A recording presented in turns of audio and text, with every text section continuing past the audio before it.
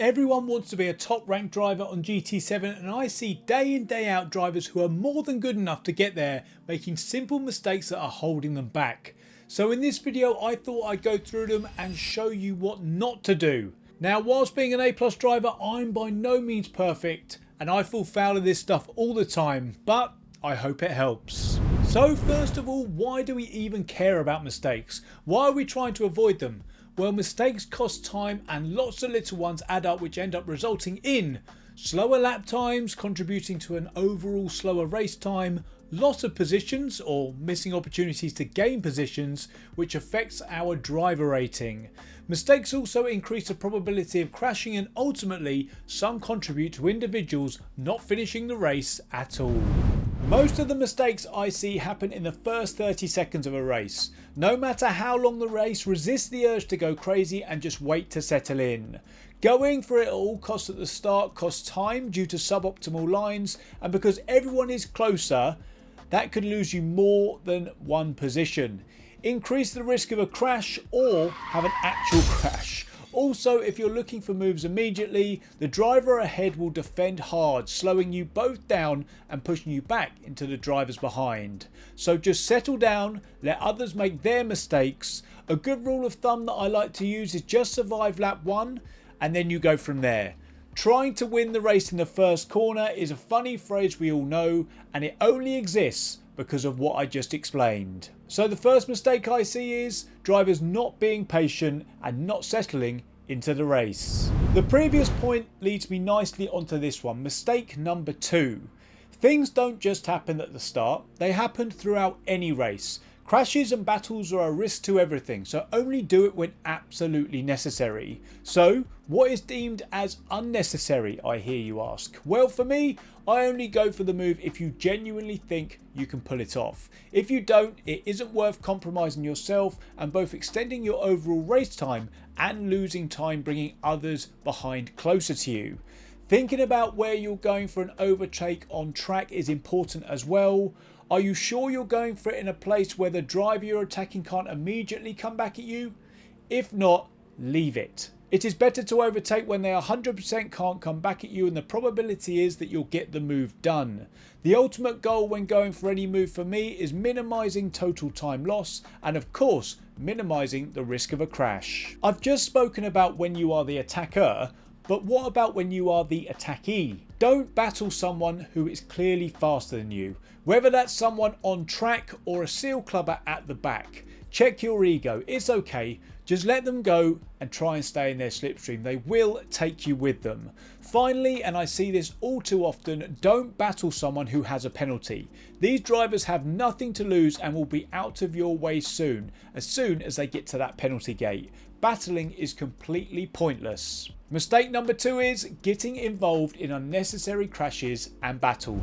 This next one is super simple. Daily races A and B are fine. This more applies to race C and the GT World Series races, as there are things you need to know before you even start the race. Make sure you know and understand the strategy of the race before you enter it. People fall foul of this all the time and it happens more than you think, even in the top lobbies. The smart way to see what the best strategy is, and it's something I do all the time, is to go and find on YouTube a top split stream of the race you're about to do in a region whose races start before yours. For me here in Europe, that would be the Asia or Oceania region, and for the Americas, EMEA works as well. And go see what everybody is doing. Don't reinvent the wheel, just benchmark from the best. Mistake number 3 I see, drivers not knowing or understanding the strategy of the race before they enter it. I've got an example for you for this next mistake. You are in a 10 lap race and the fuel and tyre wear means that everybody's pitting at the end of lap 5. If you were to pit early or late, you'd lose 1 second of total race time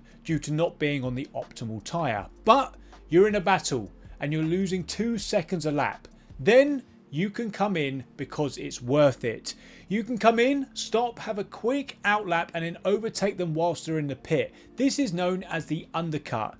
Then you have to hang on till the end. Yes, they'll have better tyres, but it often won't be enough of an advantage for them to overtake. The same works the other way round, which is known as the overcut, where you stay out making use of the clear air and pit one lap later, hoping to come out in front. However, there are times where the undercut or overcut simply isn't suitable, in which case all is not lost. There are still options to gain an advantage.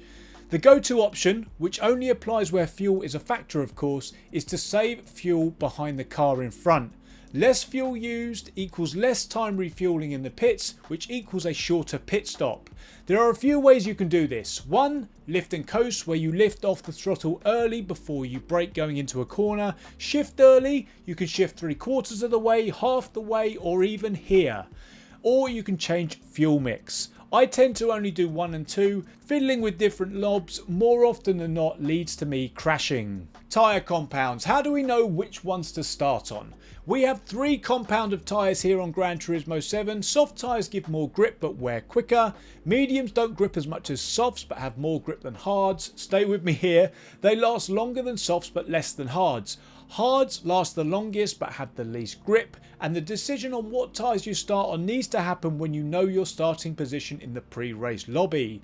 If you're starting in pole, just go for it. Use the softest tyres available and take advantage of the clear track. However, if you're starting in the mid-pack, do not start on the softest tyres because you will more likely get stuck behind those on the medium and harder tyres and lose time. The top drivers go out for a warm-up to reveal what other tyres the other drivers are using, but this is a risky strategy as you may not be quick enough to change to the tyres you want before the race goes live. Mistake number 4, not being adaptable and not diverting from your set strategy. So we've covered 4 mistakes, and I've got one more mistake that I see and a tip that I think is critical to you reaching your potential. Now, online racing is fantastic. It is so much better than AI for me, no matter how good it gets. Racing other humans is where it's at because, well, we're all human. We all have emotions and have unique characteristics that make us human. And we need to be aware of those when racing, especially when racing at the top levels. Be aware of how other drivers are. You will often spend lots of time in races with the same drivers. Make sure you pay attention to their characteristics. Are they passive or are they aggressive? Are they prone to dive bombs or are they even a rammer? These traits should dictate how you interact with them on the racetrack. If you don't know them, assess their body language in the first laps whilst you're patiently waiting. Ultimately, you want to know whether you can race with this person or do you have to be careful and give them a wide berth. If you are comfortable that they're not a loose cannon, it opens up things that you can do together in a race. Helping versus racing. Different stages of a race require different strategies. Working together can be a strong tactic to both help you catch up with other cars in front and also pull away from people behind. The most popular example of drivers helping you'll see are bump drafting, where they use their slipstream to push the driver in front along. Not all circuits are suitable for bump drafting, however, so another example of helping each other is to just not attack the car in front. By not attacking and battling, you allow the car in front to take the optimal line and therefore they are quicker. Certainly more so than if they were defending against you. This can help, say if you're in a 3-way battle for the win and you're in P2, work with P1 to separate yourself. By doing this, your chances of winning go from 33% to 50%. Then, don't worry, you can attack. No medals are ever given out on lap 7 of a 10-lap race. Bigger picture thinking can be extremely powerful and beneficial on Gran Turismo 7. Final mistake then, drivers not understanding or adapting their behaviour to the situation around them. I said I've got 5 mistakes that I see, but I've got one bonus one, and that is do not rage quit. Finish the race. Don't rage quit. Not only does it kill your driver rating, which you are time to build up, but you never know what can happen. If you do quit, you lose DR and it increases your chances of driving against lower rated SR drivers, which increases your chances of further issues and becomes a vicious cycle. I have often got back places and finished above where I started as others spin out or get penalties by just hanging in there. The worst case scenario is that nothing happens and you do end up last, but even so, you've had practice and will make you better for the next one. So this final point, and I'm going to say it for the third time, is do not rage quit. Another mistake I see is people wasting hours and hours grinding for money on GT7. Check out this video I did here where I break down the quickest and the smartest ways to get rich quick here on this game. Thanks for watching, guys, and I'll catch you in the next one.